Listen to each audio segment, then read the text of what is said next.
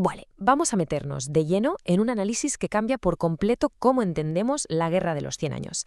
Tradicionalmente, al oír sobre este conflicto, la mente se nos va directa a reyes, armaduras pesadísimas y batallas míticas.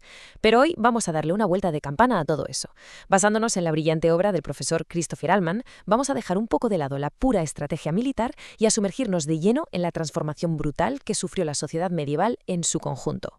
Y es que la historia a menudo nos ha vendido una visión súper romántica de todo este caos, una ilusión colectiva llena de cargas de caballería épicas y estandartes ondeando al viento, casi como si esto fuera, no sé, un majestuoso torneo deportivo. Es un ideal de nobleza que la tradición se ha encargado de repetirnos siglo tras siglo.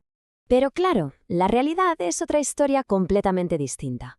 Por un lado, tenemos la visión histórica de siempre, liderada por expertos como Edward Peroy, muy centrada en el quién, el cuándo y la diplomacia de salón. Y por otro lado, el profesor Ahlmann nos trae algo revolucionario, la historia total. Bebiendo de la famosa escuela de los anales, su investigación va directa a la raíz del problema y nos muestra cómo 100 años de guerra destrozaron y reconfiguraron el mismísimo tejido de la sociedad. Para desmenuzar este cambio de paradigma vamos a repasar 5 puntos clave. 1. Más que historia militar. 2. El enorme valor de los archivos. 3. El choque entre la caballería y la realidad. 4. La literatura como voz del pueblo. Y 5. El nacimiento del Estado. Punto número 1. Más que historia militar. La influencia de los anales. Aquí la clave absoluta es entender que una guerra de este calibre no es solo mover piezas en un tablero de ajedrez. Esa historia total de la que hablábamos nos obliga a ir más allá de quién ganó qué escaramuza y preguntarnos cómo sobrevivió la gente de a pie durante siglo y medio de conflicto.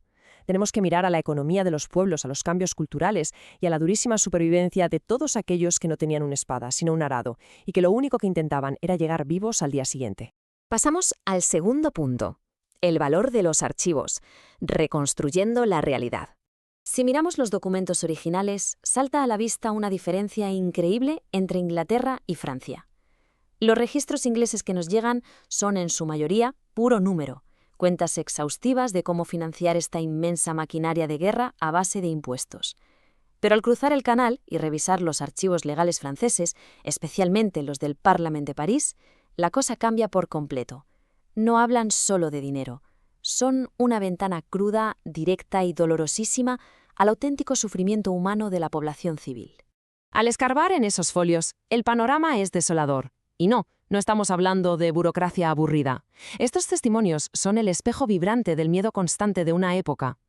A través de estos juicios podemos escuchar, casi literalmente, las voces rotas de hombres y mujeres comunes tratando de mantener a sus familias en pie en medio de una anarquía y una violencia que parecía no acabar nunca. Y esto nos lleva de cabeza al tercer punto. Caballería contra realidad social, dos mundos divergentes. Arriba, en las altas esferas, la película se veía muy diferente. Cronistas famosos como Jean Froissart pintaban la guerra como el «no va más» del prestigio, como bien resume la frase de Godofredo de Charny, quien más hace, más vale. Entre la nobleza existía la convicción casi sagrada de que la guerra era el escenario ideal para el postureo de la época, por así decirlo. Prestigio individual, honor intachable, ya nos entendemos. Pero madre mía, qué choque con la realidad. Para la inmensa mayoría de la población, de honor, cero.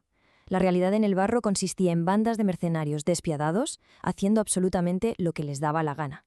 Saqueos, violencia atroz, destrucción de cosechas, una miseria tan generalizada que nos revela la gigantesca distancia entre el caballero idealizado de los cuentos y el terrorífico soldado de fortuna de la vida real. Con todo este desastre era urgente poner algo de freno. Y ahí es donde intelectuales y juristas intentan definir y aplicar lo que llamaron la guerra justa. Básicamente un marco legal para exigir que solo una autoridad soberana indiscutible pudiera declarar la guerra, y solo como último y dolorísimo recurso. Era, seamos sinceros, un intento desesperado de traer un poco de orden a esa violencia desatada y proteger a unas comunidades que estaban totalmente indefensas. Cuarto punto. La literatura como voz pública. La mentalidad de una época. Ojo que en este periodo la literatura no era solo para pasar el rato. Autores inmensos como Christine de Pisan, Alain Chartier o John Gower se convirtieron en la verdadera conciencia crítica de su sociedad. Usaban sus obras como auténticos foros de debate público para denunciar que, en el fondo, todo este derramamiento de sangre solo lo movía la codicia de unos pocos. Sus textos recogen de manera brillante el hartazgo colosal de unas naciones absolutamente exhaustas. Y hay un ejemplo que de verdad pone los pelos de punta, el debate del caballo, el ganso y la oveja de John Lydgate. En él, Lydgate utiliza a una oveja sumisa y sufridora como metáfora perfecta del ciudadano común. Mientras otros animales representan la agresividad y el armamento, la pobre oveja encarna a los inocentes que, en silencio, son literalmente aplastados por la maquinaria militar. Es una imagen potentísima. Llegamos por fin al quinto punto: el nacimiento del Estado, el legado definitivo de la guerra. Mantener esta locura durante 150 años fue un rompecabezas logístico que obligó a tomar medidas sin precedentes. Creó instituciones burocráticas hiperrobustas, forjó los primeros ejércitos permanentes y, sobre todo, despertó una fortísima identidad nacional en ambos reinos. Casi sin darse cuenta, todo ese esfuerzo brutal estaba cimentando los pilares y engranajes básicos del Estado moderno que conocemos hoy en día. Pero cuidado, que esto venía con trampa. Un dilema espectacular. Por un lado, ese ejército permanente disciplinado era vital para proteger a la gente de los mercenarios salvajes. Sin embargo, ¿quién pagaba todo eso? Pues la clase trabajadora, claro. Para sostener ese nivel de gasto militar, el Estado empezó a ahogar a la población con una presión fiscal nunca vista. Es decir, el precio de la supuesta seguridad era someter a la sociedad a una tiranía de impuestos devastadora. Así que, dejando ya atrás las ilusiones de torneos y armaduras relucientes, toca hacerse una gran pregunta para terminar este análisis. Si observamos el sufrimiento desnudo de los archivos legales y el llanto en la poesía de la época, ¿fue acaso el trauma masivo, la devastación y el caos de este siglo y medio de guerra la verdadera chispa que encendió el mundo político e institucional en el que vivimos hoy? Es para reflexionar, ¿verdad?